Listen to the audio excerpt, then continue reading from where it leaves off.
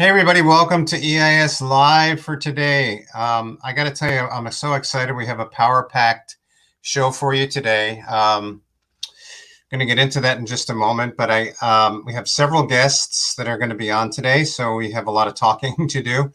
And by the way, if you know anybody that is just in your circle of friends or family that have experienced trauma especially in their childhood and growing up, then today is the day that you'd like to have them to tune in, and you can share this broadcast with them. And of course, if they can't do that now, then they can always tune in later to the YouTube channel or my Facebook page as well to be able to check it out later on. And then also at the end of the broadcast today, I'm going to show a video to kind of intro next week's guest. And that's an about 6-minute video towards the end of our broadcast today. So make sure that you stick around for the entire show today. Again, let your friends know that we're here, and you're not going to regret hanging out and watching this one today for sure. So just to kind of intro what EIS is, Emotional Intelligence Solutions, because some of you might not know who we are and what we do. We're a counseling, coaching, and mentoring entity that really helps people to find freedom in their lives to become all they're intended to be, and along that pathway to discover their why and their purpose.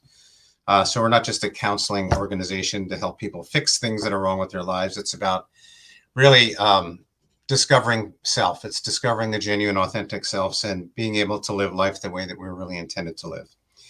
And we do that by employing a process that really affords people the opportunity to go far enough into their broken past to have that healed, undealt with areas that prevent them from discovering their true selves, and to establish healthy patterns in their individual lives, relationships, marriages, businesses, and other employment settings, and deal with the whole person, and again, not to just fix certain areas. So we extend this process also into leadership development, as we believe leadership starts from within, in the home, and is translated outwardly from there. It's not just about being, leadership is not just being about a great problem solver or decision maker, but really developing a heart to lead and desiring to raise others up to be who they are called to be, developing character, integrity, accountability, and all the other hallmarks of genuine great leadership. So we offer a great, I believe, comprehensive approach to personal growth and maturity, from the individual to CEOs and businesses and everybody in between. And in addition, throughout the broadcast today, you'll see some banners on the screen intermittently that will give you some direction on how to connect with us if what you hear today sparks you in that direction. And then these live shows that you're watching right now are really here to feature testimonies of people's lives that have been transformed in many ways and that are still on their journey, of course. Other professionals in the field who we have joining us today that really help in similar ways. EIS staff counselors, authors of books that we believe are important resources that support our work here at EIS. So that's the EIS story, and we're sticking to it. And then finally, before we get started today, I just want to remind you that as the banner shows along the bottom of the screen, right there, somewhere in there, the pin's pointing to it, there it is. You can post your questions in the comments, and we'll be able to answer some of those questions towards the end of the broadcast. So without further ado, I want to introduce my first co-host today. Vanessa is our social media czar and technical wizard overseer of these live broadcasts. So let's welcome Vanessa Rollo. Hey. Hi, Bill. Thanks for being here. As always, don't know what I'd do without you. What'd you say? Yeah, we have a little choppy connection today. I said, it's great to have you here as always. I don't know what I would do without you. I always start fumbling, with buttons and levers, I'm happy to be here. Thank you for having me. And also, Vanessa's probably going to back out from time to time today because we have several people on the panel today. So if she disappears, then nothing's wrong with her. She's not flopping technically at that point. She's actually purposefully backing out. And then also, let's introduce another friend and panelist. This is the first time we've had another panelist today. And so I thought about this young lady as we were putting the show together last night, because I just believe she probably has some very pertinent questions and maybe even a few things to share from her own experience as we move forward. And she's my friend, Zoraida James, and here she is.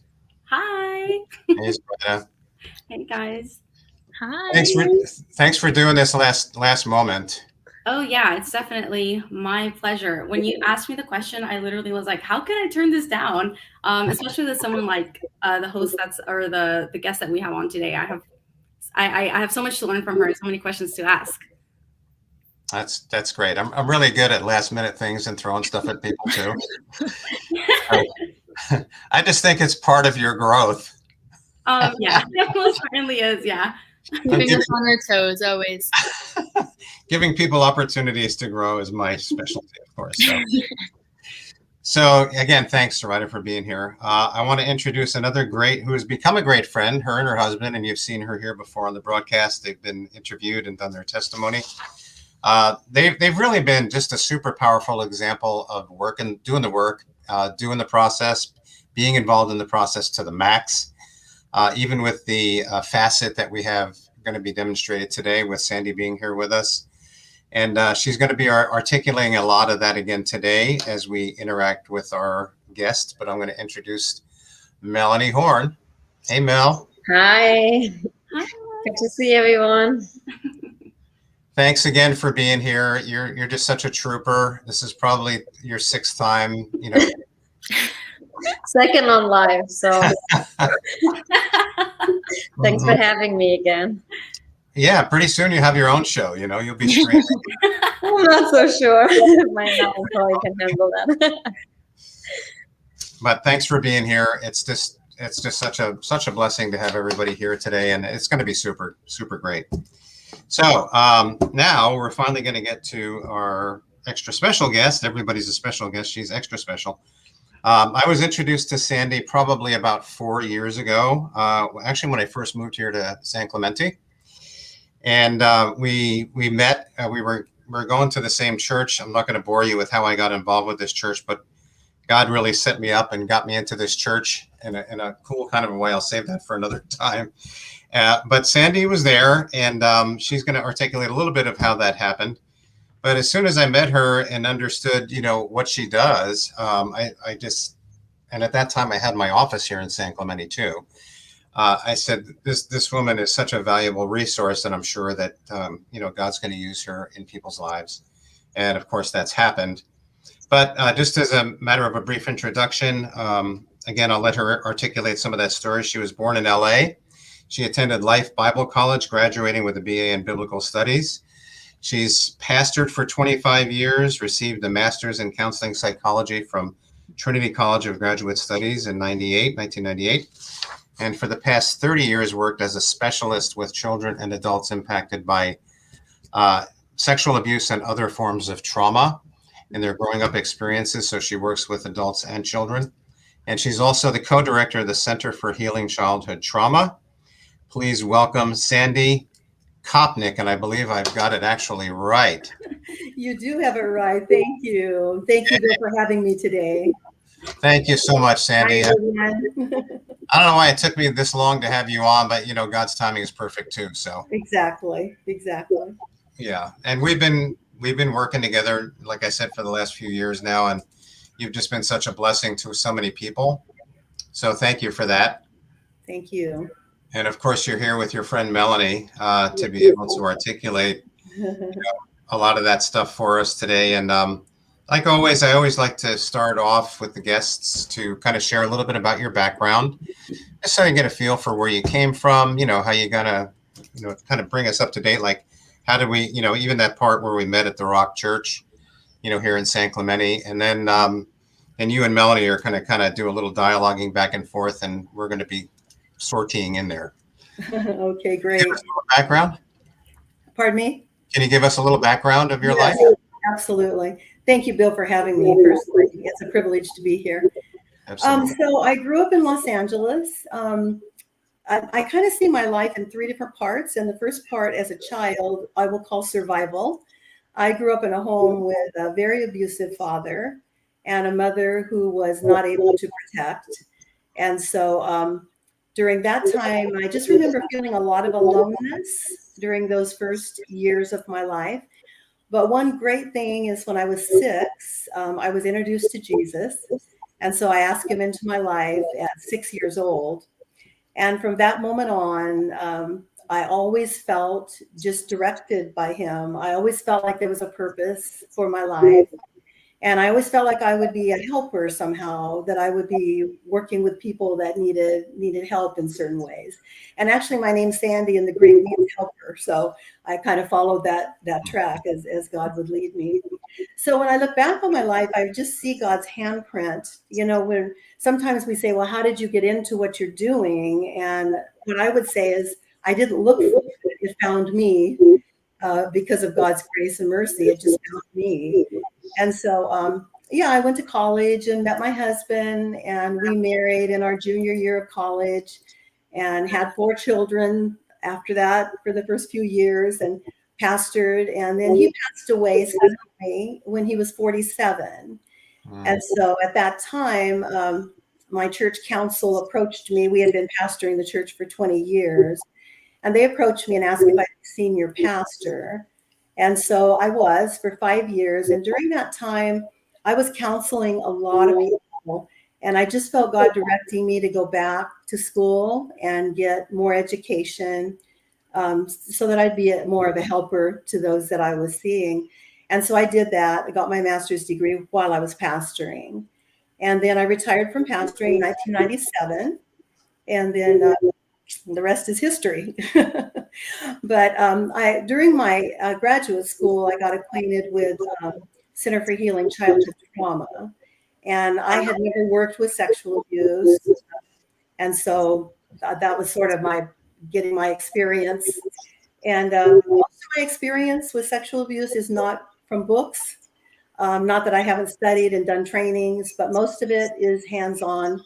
And just over the 30 years working alongside people on their journey. And what a privilege I feel that is, just to be with people in their pain and on their journey to wholeness. And that brings me so much joy. So then, yes, we went to the Rock. I joined the Rock Church. It was a new startup in San Clemente. And when I joined, I met Bill. I think Pastor Anna had said to me, well, I think we have another counselor or 2 in the church.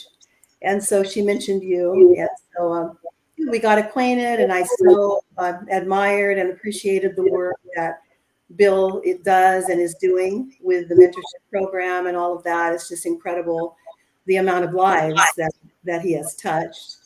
And so during that time, we just kind of talked back and forth and saw a fit for maybe how God was leading me and the work that I do and what Bill was doing. And so here we are.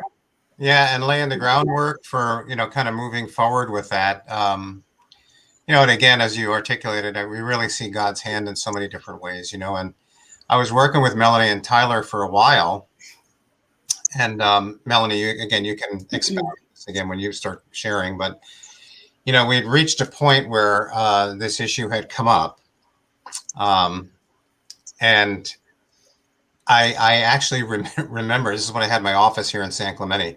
I actually remember as soon as you said that, Melanie, I don't know whether I had mentioned it right on the spot when you brought this up, but I said, I have somebody like available, like a specialist, somebody who's perfect for this.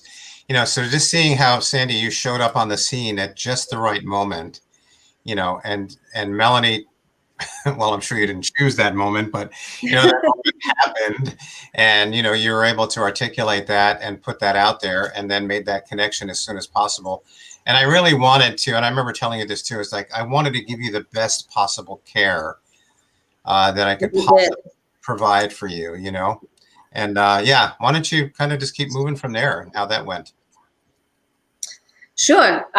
Let me start here. I remember exactly telling you about my sexual abuse, and the story went a little different. In my head, in my grooming, I thought that I wasn't a victim. I thought I was just a participant, if that's how you say it. I was part of it. I was the other 50% of it, so to say, or at least a good amount of it. And so when you reacted with nothing but love and understanding and started to make me hear the words victim and survivor for the first time, and then you told me about Sandy, I was a little bit like, So there's an expert. She's not going to agree with you. She is going to hear my story and say, well, Melanie, I don't really know how to help you because you are not a victim. You were part of it. And it was just my belief. And Sandy, thank you so much. I think from the first moment we met, you immediately took that thought and that worry away from me. And ever since, I never want to miss a single day without you in my life. And I truly mean that with the bottom of my heart. I mean, all of you, Bill and Sandy. But so yeah, when I first started working with Sandy, I was actually really scared that it would be not what Bill had hoped for because of my wrong belief. Yeah. Well, one thing that seems so important is that when people have been sexually abused, it's been done in secret and they've held that many times. Most children do not tell. And so they hold it for years and years and years, and it begins to impact their life. And I think, like with you, Melanie, just needing a holding place, just a place where someone could be with you as you discovered, what you needed. And so, I have the input, but I think basically it's just a holding place where someone could be with your pain and then, let you explore what it was for you. And you were so open, I knew you were scared at first because you told me that, but even that was being open, saying I'm scared, but it's just been beautiful how God, I think, has used our time together to just unfold the different layers of pain and the different ways that it was affecting your life today, and that's the main thing, is that when we bury something, we bury it alive. It has a life of its own, and it does tend to come out in all kinds of different ways. And so it's good to take care of that, and you are doing that. I'm so proud of you. Thank you. Yeah, it's really powerful what you just said. When we bury things, we bury them alive. That's I'm going to build probably a week's worth of dailies on that one, and I'll run with that, Sandy. So keep an eye out for those. But, and I think back just to kind of, and I know a lot of people may have heard, Melanie, your story and testimony before, but I think it's important because so many people will hide these things, and are afraid to share them for fear of rejection and a multitude of other reasons. But, it took us about a year of just working together. And I remember hitting that block with you. It was like, because you couldn't remember past a certain point. And I remember telling you, that usually when I hear people say that, it's a red flag that goes up for me because there's a block somewhere, at that point. And then I think we were working together almost a year, if not a year. And then at the end of one of our meetings, you just kind of blurted this out, right? Yeah. Yeah, it was like the last 10 minutes. It was about forgiving myself. No, it's so true. And really quick about what Sandy said, you just bury that. I remember the very first time I shared, it wasn't here on live, but I shared for you. And I remember being on stage and telling my story, how looking back as an adult, I just dug this really deep hole, and I put young Melanie, that young girl who was sexually abused, into that hole and just covered it, the surface. And I was like, you stay down there and you will never, I buried the secret, I thought, but I buried little Melanie. I buried my childhood. I buried myself in a as an adult. I buried my child, and that's such an important point, Melanie, because a lot of times we deal with the things that we deal with results. We deal with anxiety and depression and fear and all of those kinds of things. But really, the wound with sexual abuse is such a core wound because it happens when the child is trying to develop, and they haven't had a chance to develop trust. They haven't had a chance to develop who they are, the feelings of safety. They haven't had a chance to do that. And all of a sudden they're thrown into this world where they have thoughts and feelings that they can't deal with. And so the wound isn't the adult. The adult moves on. We grow up and the adult moves on, but the child is so wounded inside there that that's where the healing has to happen. And that's what we've done together. I wonder, Melanie, what were some of the things that helped you connect with your child part? So I've always loved children.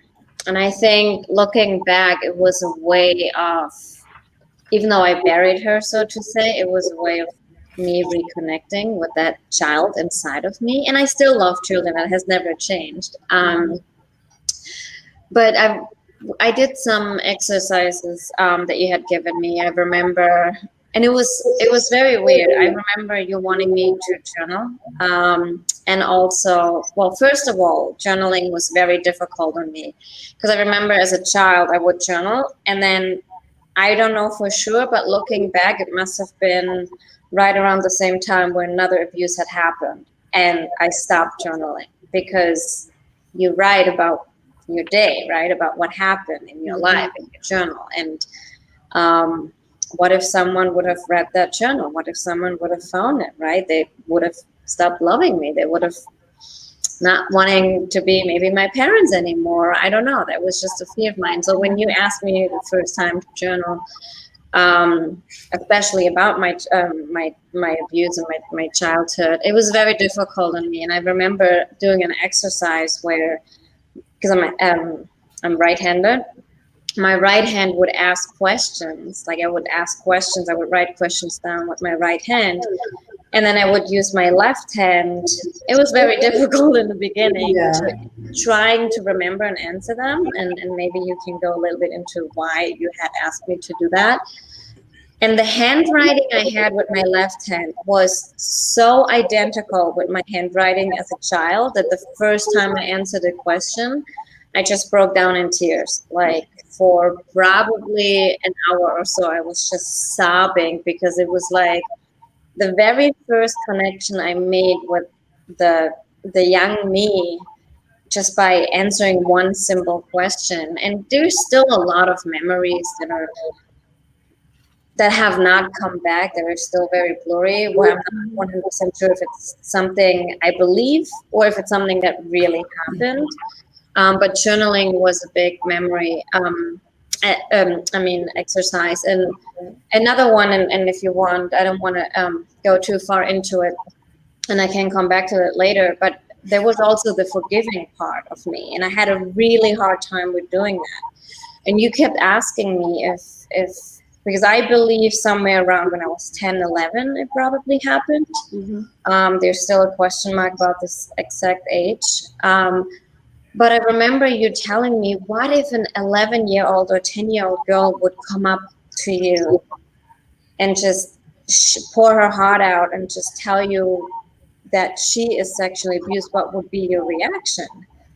And I immediately went into like, the first thing I would tell her, it's not your fault and you're safe. Like your secret is safe with me and I'm going to help you, whatever it takes. And I would be encouraging to that child. And I remember you saying, so then be encouraging to your own child. And that was such another heavy, like, weight that you lifted off my shoulders just by doing that homework. And that was one of the homeworks I had to do the most, because the forgiveness was very hard on me.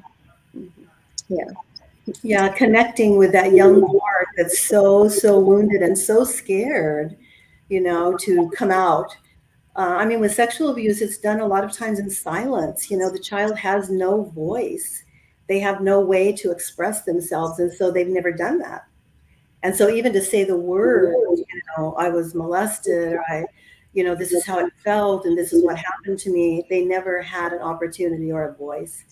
So you gave your child an opportunity to share that with a safe person. That safe person was you and me alongside.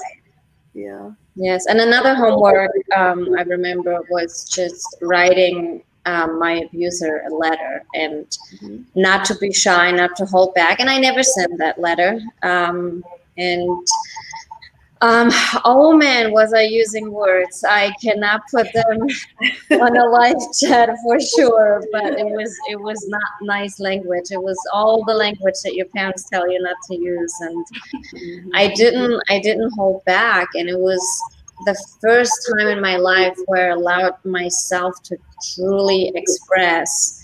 Especially writing is so powerful, and I truly expressed how I was feeling. And I remember reading part of it to you, and I was like, Sandy, I'm so sorry. There's bad words in here, like all the F-bombs and all the other things. And I mean, of course, I had to translate it because I wrote it in German because I wasn't speaking English at the time that the abuse had happened. And I wanted to make sure I really connected with that child, and I felt like the language would have been a barrier.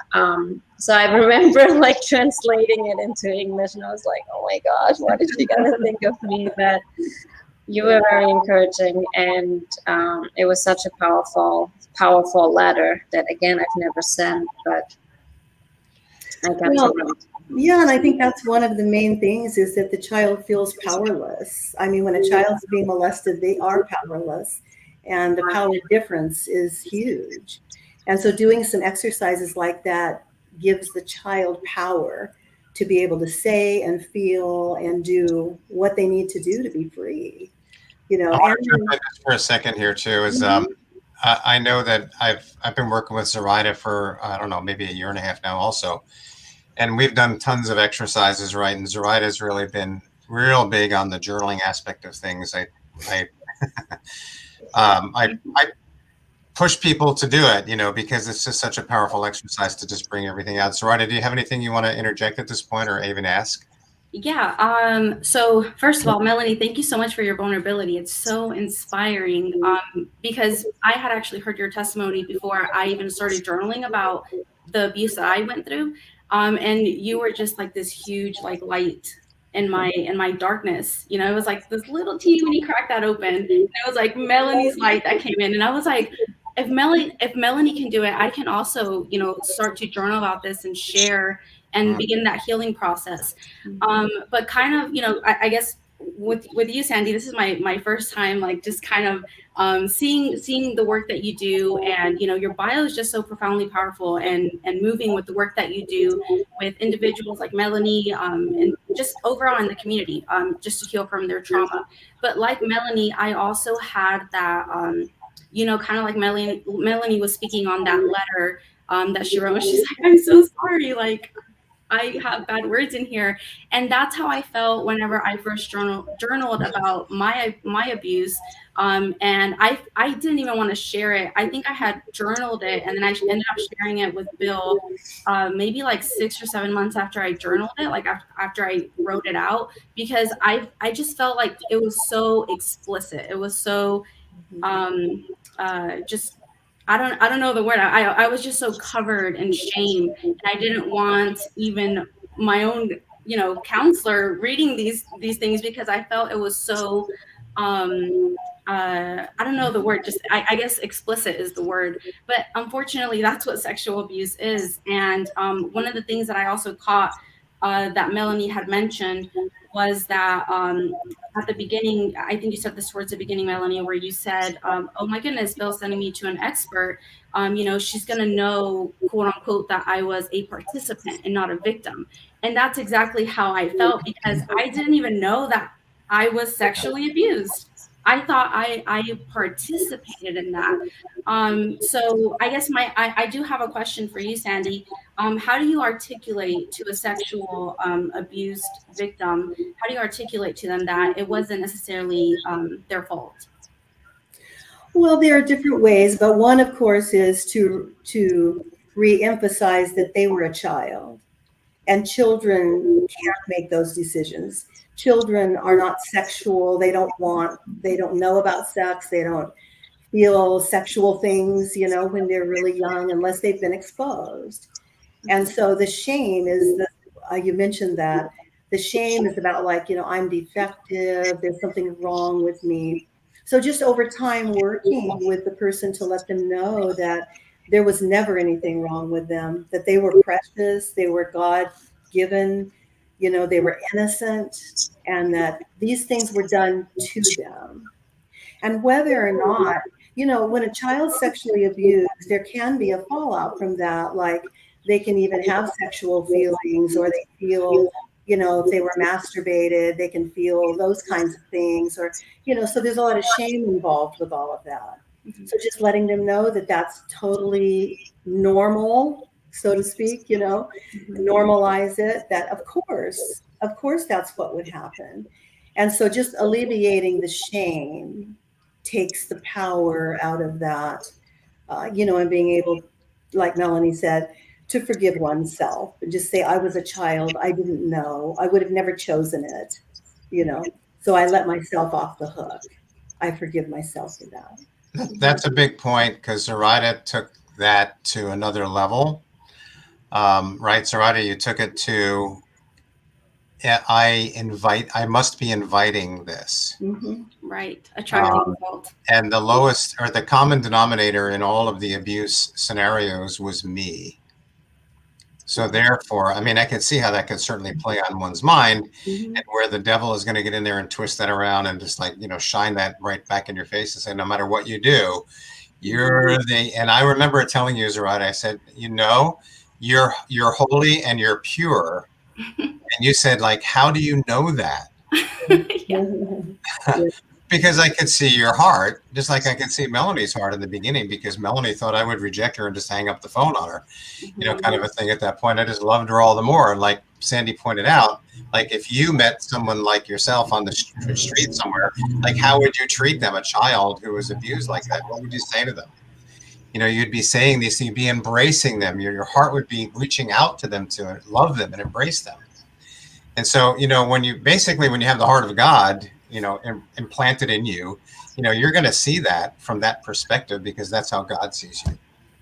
Yeah, that's a good point, because we have to help the person also to see how God sees them, that God created them, he loves them, he sees them as pure, you know, precious, a treasure.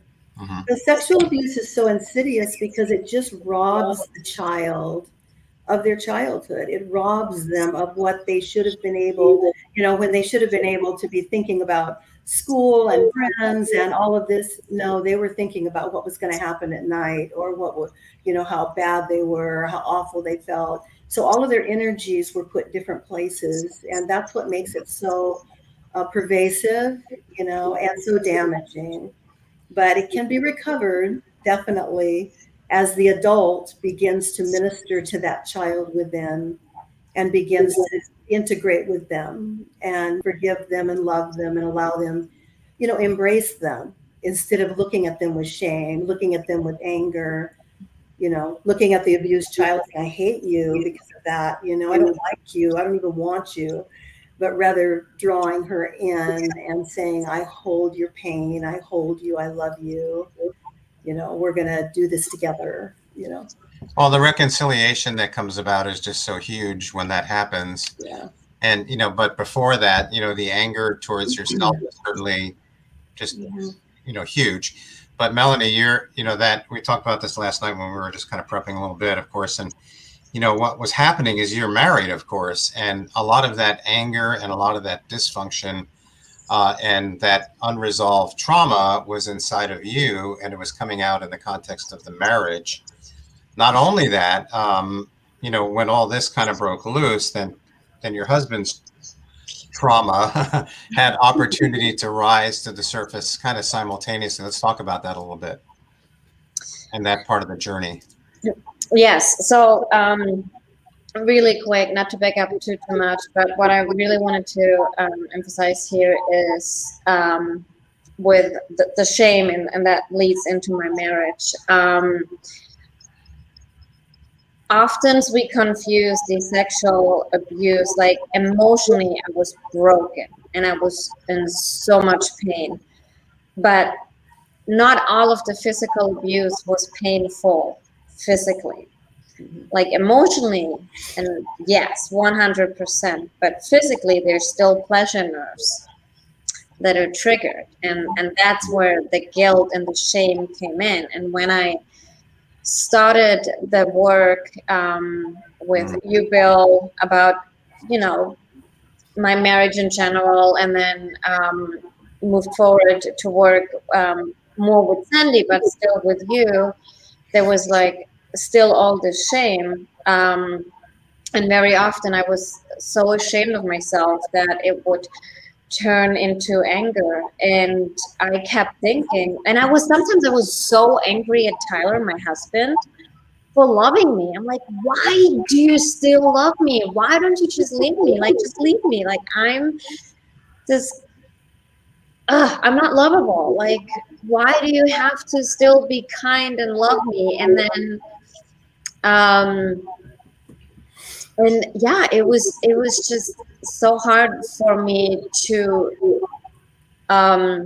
accept that I'm loved even more. And with the marriage in Thailand, and when then some of his own drama came up, which was not, you know, like childhood sexual abuse related at all, but still drama in its own way.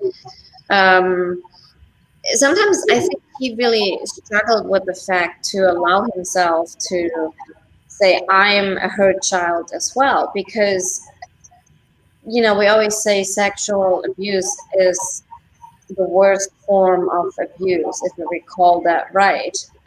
So very often he felt like he had to be strong and he had to be there for me, and he cannot be the wounded child himself, because what happened to me is, quote unquote, way worse than what happened to him and what he went through and what he had experienced. And that also made me angry even more, because I'm like, I wanted to like take the focus away from me and now focus on him more, but yet I was still so broken myself that I didn't really know how to handle the whole situation. And I think once we accepted, and I actually really strongly believe it was you, Sandy, that made me realize that Tyler in a form is, I always say, a victim in second degree. Like, he is feeling the aftermath of what happened to me. Like, the child is wounded, but the adult lives with all these wounds, right? And I don't know if, Bill, that's where you wanted me to go, or if I kind of lost track here. Where you're going. Okay, good. So So I think the intimacy factor too, Melanie. You know, you guys had to work through that. Even the sexual aspects, you know, had to be worked through. yes, that's very true. I mean, we've always been a happy married couple in that sense. We always had a great match, and then all of a sudden, I just couldn't be intimate with him anymore. Like, in both ways, in an emotional way, because intimacy is not always only physical, but also emotional. But more so on the physical part, I didn't want to be intimate with him anymore, because all of a sudden there was pain involved in being sexually active with my husband, and not because he had changed or anything had changed, besides my body started to remember certain pain. You know, like, yes, earlier I said there was also pleasure within the abuse, because it's the same nerves that you have as a child that you have as an adult, but now all of a sudden intimacy with my husband became painful, and so I didn't want to be intimate with him anymore. And ironically enough, his love language is, one of them is physical touch, which is not only sexual, but it's a big part of it. So you know, it's not like we just went from all to nothing, but the intimacy level just really dived down a lot. And once I started to heal a little more, and it was very scary in the beginning to become intimate with him more, because sometimes there was pain, sometimes there wasn't. But besides the pain, sometimes I had a flashback in the middle of it, or sometimes I saw my abuser versus my husband, and that was very, very difficult.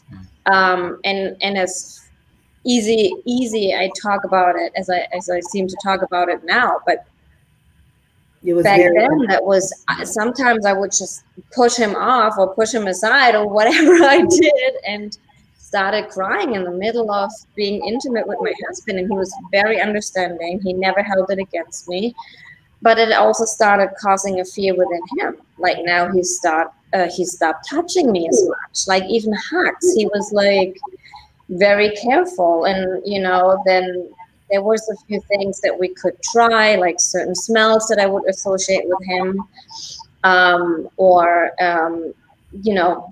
making sure I can see him very clearly, it wasn't so much in the dark. Or sometimes I would just literally start talking to him because his voice would reassure me it's my husband and not my abuser. And to be honest, sometimes to this day, we still feel a little bit of the aftermath. We even just talked about it on the car ride back just 2 hours ago, where I said to him, sometimes I feel like I still need to be I still do the first step. And it's not like I have to back him. I mean, we're very happy on that end. But he still hasn't fully 100% healed from knowing that he won't trigger me. Or maybe 1 out of 100 times there will be a trigger, but not every single time. and that's one thing. That's one thing that's so important with married couples, is that the partners can have some education also on how to be with their partner while they're healing. Otherwise, there can be a gap, a pushing away, and that can be taken personally. And so that's a part of the healing, is for the partner to be able to understand and move with that person through it, knowing it's not about them, that it's about the partner. Yeah. But Melanie, your intimacy level with Tyler has really, I think we mentioned it last night, like you wouldn't be nearly as intimate with him now, emotionally, particularly, if these things hadn't happened, if you were kind of forced, to work through these things. Yes, no, that's very true. And I mean, when we first started working with you, Bill, I mean, our intimacy level on the emotional part, the emotional intimacy has already rise to a level that we thought, oh, we can go above this, right? We felt like we're already on cloud 9 and we can go higher. And then once I was healing more and Tyler started to heal more from his very own drama, and we both gave each other enough space to heal individually, but also as a couple. Mm-hmm. And to this day, we still allow each other tears. We still allow each other frustration. But it doesn't get to the point where there's like, I'm mad at something or a situation, but I'm not now putting that on my husband. And in the past, I would drop a class and break a class, and somehow I ended up making it his fault. No, I was very talented in that. And with the emotional intimacy with Tyler and I mean, every morning, which is the first thing I say to him every morning is like, I am so grateful to have you as my husband, and I'm so grateful that we did the work and that we never stopped doing the work and that we continued doing the work. And every morning we just list a few things that we're grateful for one another, and the conversations that we have, I mean, they're not always deep. Sometimes they're silly, they're funny, they're random, but most of the time it's very intimate. Yeah, and interesting with healing, isn't it? It's not straight up, it's switchback. And sometimes it can feel worse before better, and that's always good to just predict that there may be times when you feel worse than you did before, because before you had it neatly packaged and buried, and now you're exposing it and putting the light to it. So you may feel worse as we go along, but it will get better. Mm-hmm. Oh, there was a lot of worse moments, Melanie, right? Say again? There was a lot of those moments along the pathway. Oh, yeah. I love roller coasters, but not so much the emotional ones. I would imagine that's how it felt. Like, I feel good, then a trigger happens, and then I'm back down here, and then I'm back up. Yeah, I can totally relate to that, Melanie. Yeah. But on that topic, I actually have a question about that, because I remember seeing the live when you and your husband were on, Melanie, and you guys kind of shared, about how you were very, I don't know if the correct term would be hypervigilant, of, it was kind of scary to you to bring a child into this world. When you said that, I literally, I was like tear after tear after tear after tear, because I felt that to my core. So going back to that, I guess, because Sandy has been kind of, counseling you on that. Sandy, do you have any exercises, I guess, that you would give couples, kind of like what Melanie and Tyler were going through when they were kind of having that challenge? With having a baby? Not with having a baby, but with just the well, I mean, that could tie into it. Aspects of that could tie into it, but more so with the, like the refraining intimacy part, emotionally, physically, all that. Right. Well, I think especially for the partner to understand that it's not about them, so that if this person has triggers or rejects them momentarily or whatever, that to understand where this is coming from, and to just try to absorb that and to hold them, to know that they're going to have triggers. I mean, they're going to have these times where Melanie looks at Tyler and sees her abuser, and that's not what she wants. That's not planned. I mean, it's something that happens quickly, and it happens, unexpectedly. And so for her to be able to be open about that, and for him to understand that that may happen, and that he just can, I think when the partner understands the damage that's done and how that plays out in the adult's life, it helps them to be able to put it in perspective. Otherwise there can be a lot of feelings of rejection, and that's always the risk when you're doing this work, is that one partner may feel put off. So if they can understand and read some things, read things about how sexual abuse affects, and because some of the ways are like the inability to trust.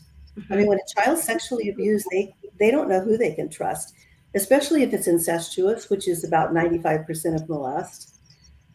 So can they trust God? Can they trust other people? Can they trust their husband?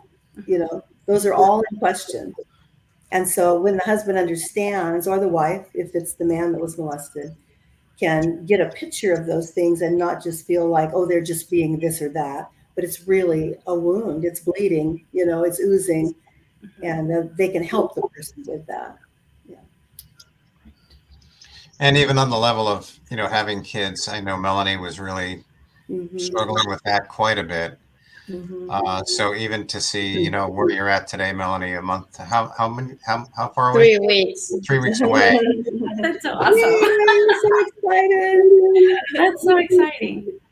But I remember, just really wrestling through that, not wanting to bring a child into this world, for those fears, and how am I going to protect this child and all of that.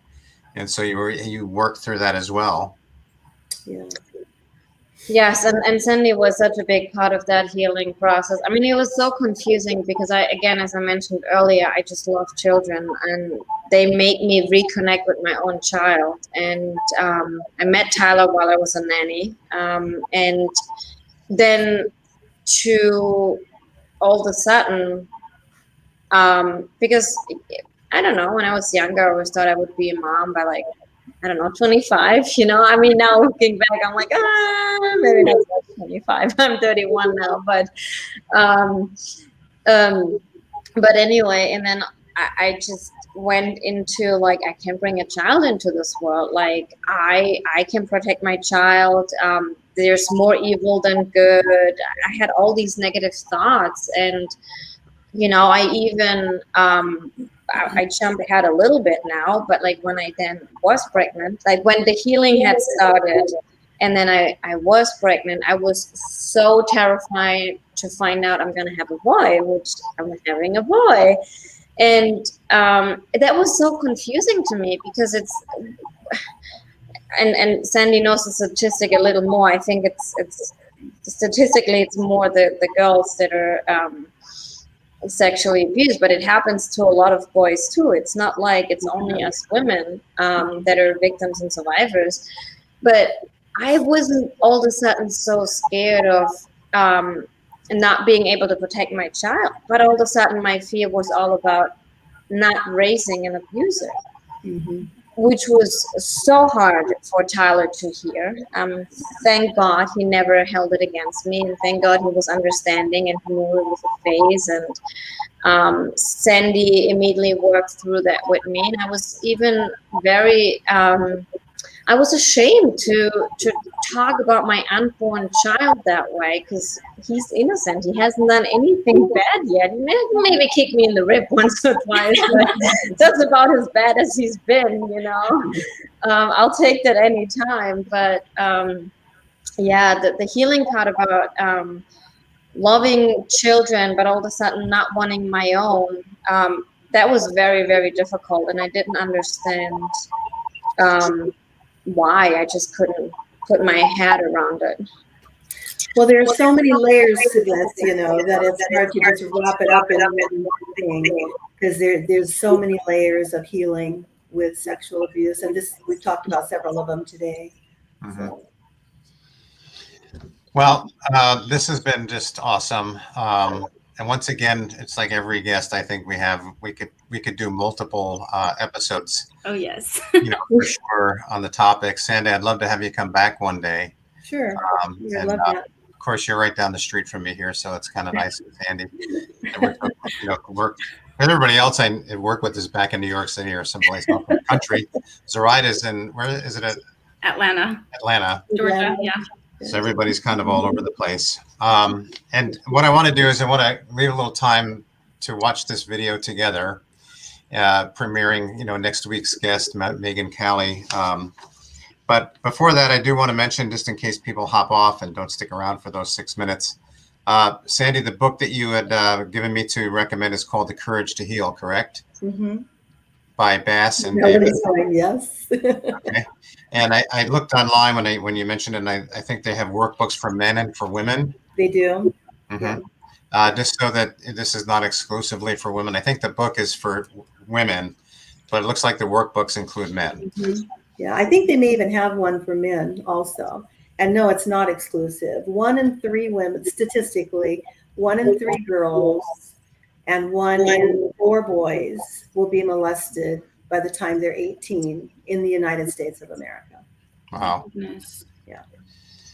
Yeah, this is huge. And, you know, Melanie, again, I mean, thank you for your vulnerability, you know, sharing all this stuff multiple times. And, you know, who would have thought, you know, after having that thing buried, like Sandy said earlier, buried alive in there, you know, and I don't know whether I quoted this before, but you said once again, you know, that if you hadn't done the work, that you would have exited the marriage, gone back to Germany, and died with this secret.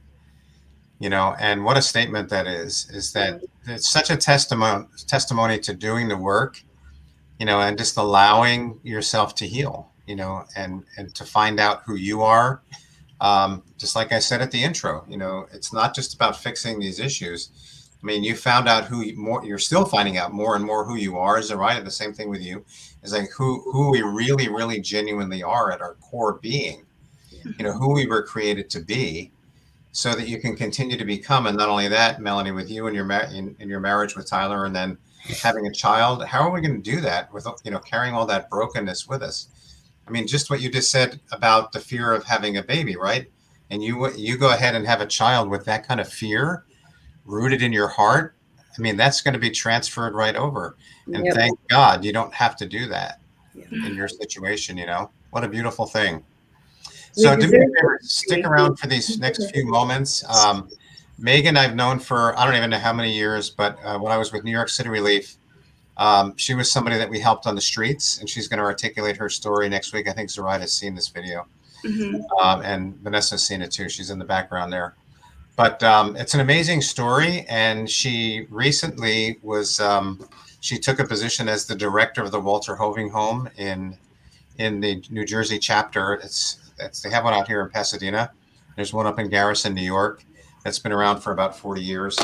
But what an amazing story. But this is her story of basically, that kind of being found, and how she came into the light and, started to get into the process herself. So this is about 6 minutes. So sit tight, and then we'll come back and kind of wrap up. Okay. Don't go anywhere.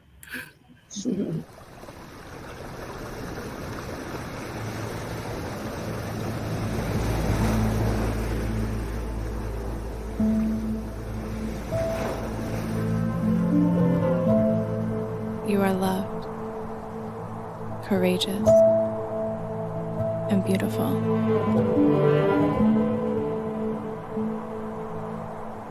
I always longed to hear these words.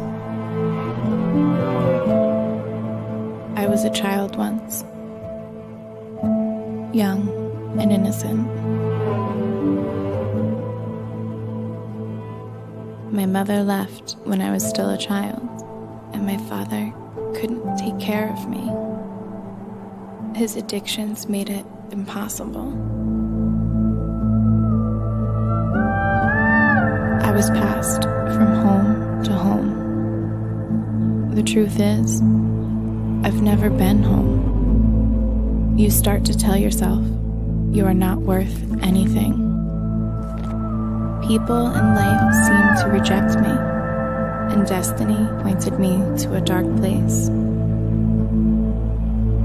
I have been through it all. Rejection, abuse, pain, addiction.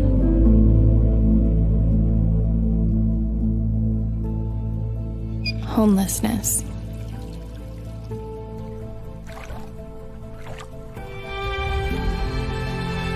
Thoughts of death.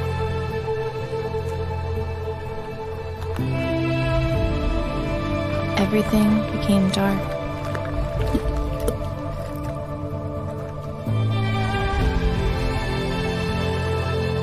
I never wanted any of it.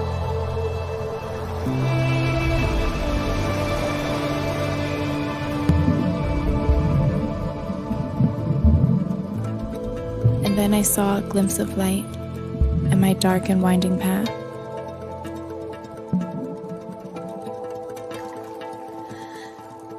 Sweet and innocent, you were a child with a clean slate growing in my womb, but I was alone and scared. For a moment, voices told me to make you just a memory. I became scared to think my story would repeat itself. I wanted to give you the world, and yet I was raising you in a shelter. I was homeless, but this was an opportunity for redemption. And this love that I could not understand, it was a glimpse of something bigger.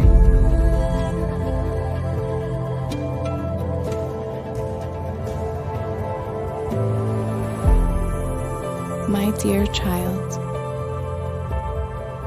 life is so fragile, and at times you will feel the cracks. But God put people on earth to mend our wounds, like the angels that found me.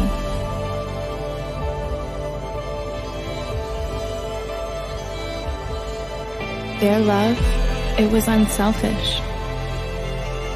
Their ways, noble. That's when I came to understand true love and redemption. They gave me hope. They taught me about God. And God changed my path.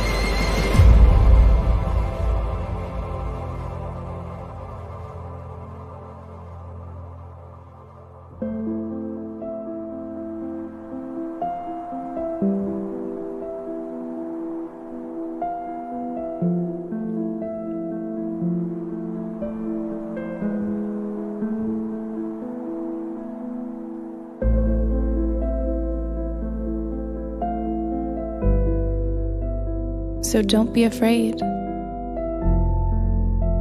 My past is not the story I choose for you.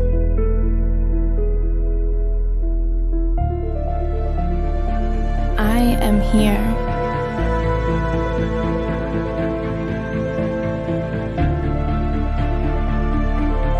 And God is with us.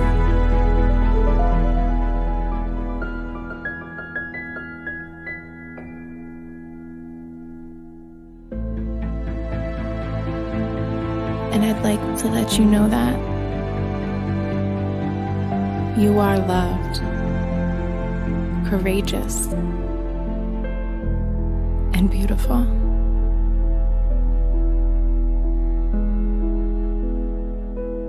Love, Mommy.